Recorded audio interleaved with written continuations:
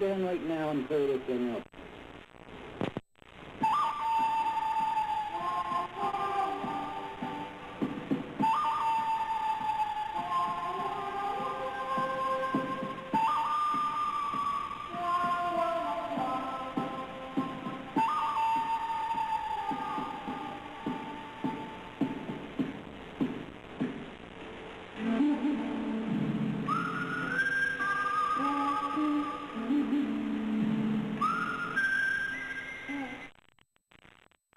Well, John, speaking of paperwork, as we have been, I will say this. I remember one story from the vice president of Grumman, who that was the corporation responsible for putting the lunar module on the moon. Look, Chet, if you're going to tell this before camera, I'd appreciate it if you use a small business firm. That small business firm of Grumman, that's right. And so I said, well, was there any paperwork in this lunar module program? He said, paperwork? He said, heck, if we could have stacked that paperwork one on top of the other, we could have walked to the moon. Oh, hello there. I didn't notice that our viewers were eavesdropping, so I'd like to say that I'm Chet Clark, the unofficial Federal Supply Service reporter and recorder, perhaps, of pertinent shop talk that might be interesting to all our viewers. And with that, I'm going to introduce our amiable and charming guest, Mr. John Figard, who is the representative of Federal Supply Service's Central Office for the Small Business Administration, representative and counselor. Mr. Figard, would you like to offer greetings to our viewers? Thank you, Chet. I appreciate the opportunity of being here today. I'd like to correct you on one thing, though. Please do. I also represent Greetings Ray and PBS. For the Small Business Administration as a counselor to all of us in our different and various pursuits in the General Services Administration. Well, John, incidentally, evidently your larger scope of operation for small business as a counselor may have been a reason that some people in GSA who've tried to get a hold of you haven't been able to. This is true. If I am out of the office, I will be back, but this is the situation, Chet. Either I'm down there or on another call.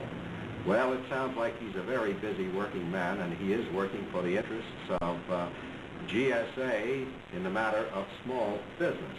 Now, speaking of small business, I think there's one thing that we ought to take just a few moments to clear up, and this is the confusion sometimes in some people's minds of a very simple thing we know as the 2689 non-set-aside form for small business. But, John, perhaps let us start for the benefit of the viewers with a basic question. Just why do we have a small business administration? In fact, why does Uncle Sam give preferential treatment to small business in procurement actions? Well, Chet, our American success story is based upon the free competitive enterprise system. Small businesses contributed to this success story.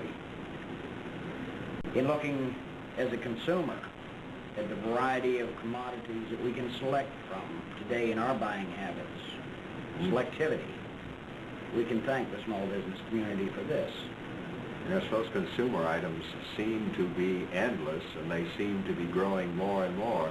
Certainly in Federal Supply, on scheduled items, we have something like, over 700,000 different items that we're concerned with. Right. We have services also, janitorial services, guard services, just looking around the building. Yes. We utilize a lot. As a matter of fact, when we talk about supplies and services, I know most people in thinking of Federal Supply think, well, they supply things like paper clips. That's the usual trite remark. But certainly the services we supply are just as manifold, and without them, a Federal Supply would come to a halt. Such things as utilities and travel and you name it for the federal government. That's right. I was speaking earlier as a consumer. I think in looking at statistics, we're in a community of in excess of 200 million people today. And we're being served by in excess of 9.7 million businesses. Of that number of businesses, in excess of 9 million are small business firms. John, I have a feeling that private enterprise, in essence, surrounds us completely. Over 9 million businesses are small business. Well, that means then if we didn't have small business and if we didn't consider it a major factor, if it went out, our whole economy would come to a halt. We'd have chaos. I believe this is a factual statement, Chet. In looking at what the small business community offers, it contributes to almost half of the gross national product and employs over half of the labor force in America today. Well, now, since we both agree that small business is important to us all and important to the welfare of America, just what preference does the government itself give to small business? Well, a preference is stated in the Small Business Act, which is a statute directed by Congress that we will aid and assist the small businessman wherever possible to achieve a fair portion of government procurements. Then this is not just I'd druther do this. This is an actual enactment by the legislative body that says you will give them this preferential treatment. Well, let's take the case of an involved agency, we'll say Federal Supply Service, who is responsible for unilateral set-asides. How does SBA, or Small Business Administration, enter into this program with that agency? We look at the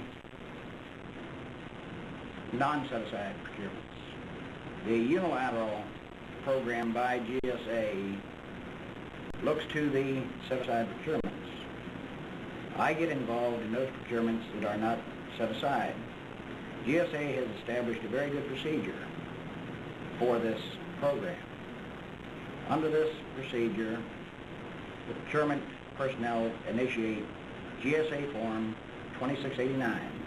I have one here, incidentally, I brought to discuss with you today. It's a good example of the data that is required to be submitted, and we'll talk about it as we go on. But under this procedure, the procurements that are not set aside are to be reported.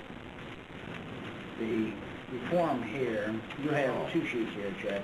Oh, I see. This has been submitted to serve two purposes, really. But the form you have here is reporting a procurement that's proposed not to be set aside.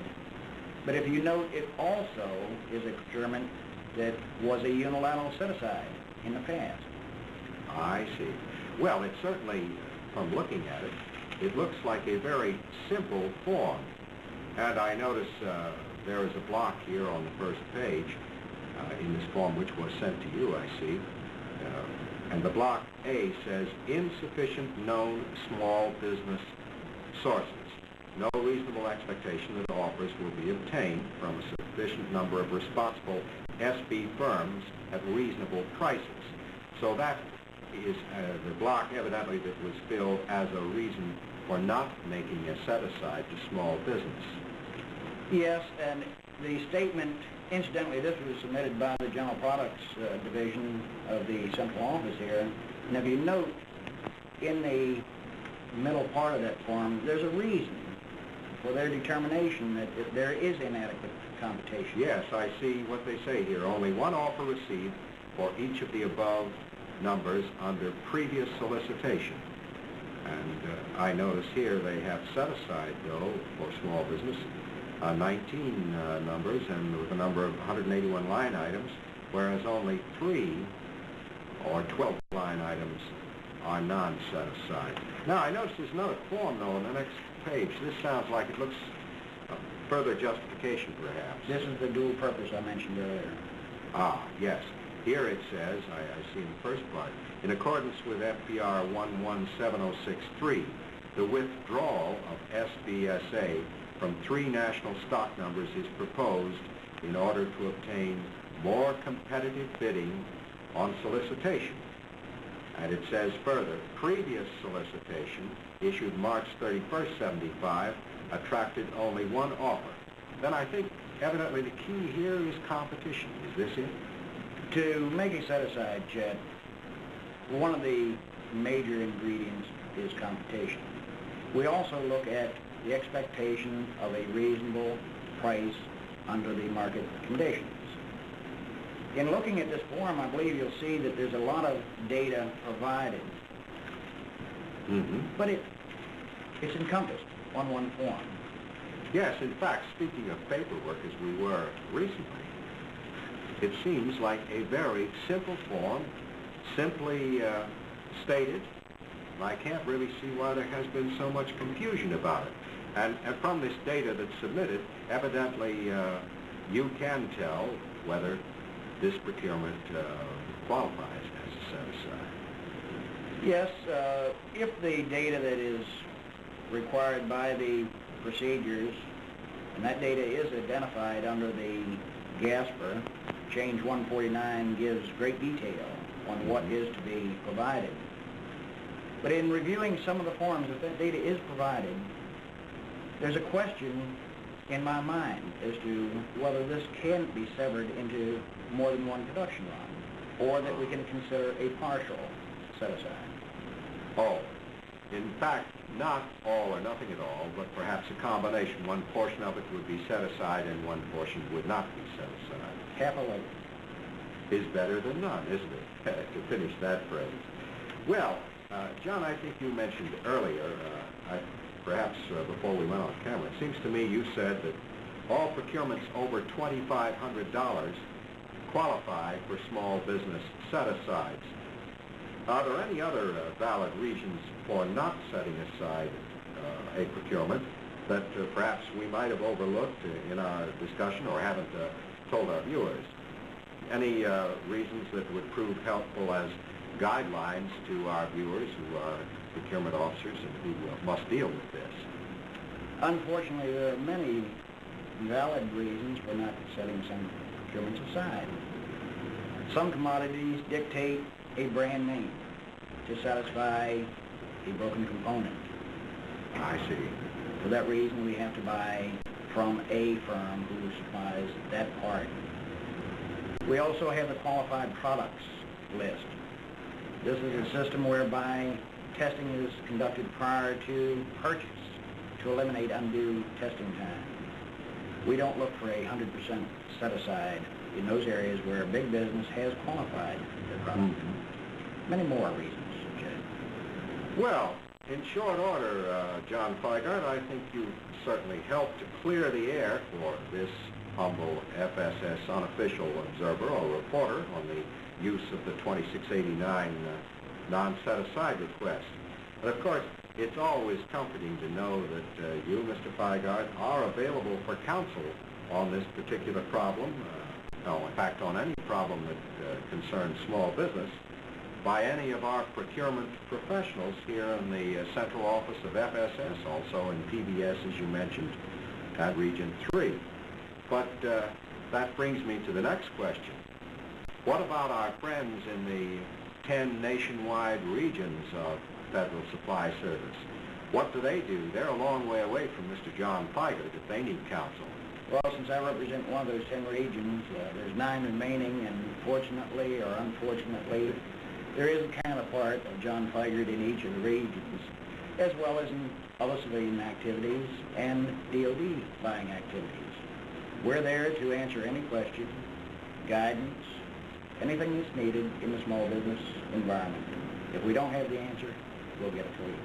And it seems to me, by the simplicity of that form, I would think that perhaps some of the non-set-asides that are brought into you, perhaps our own people haven't quite done their homework quite so well, or there would be no question about the set-aside or non-set-aside proviso.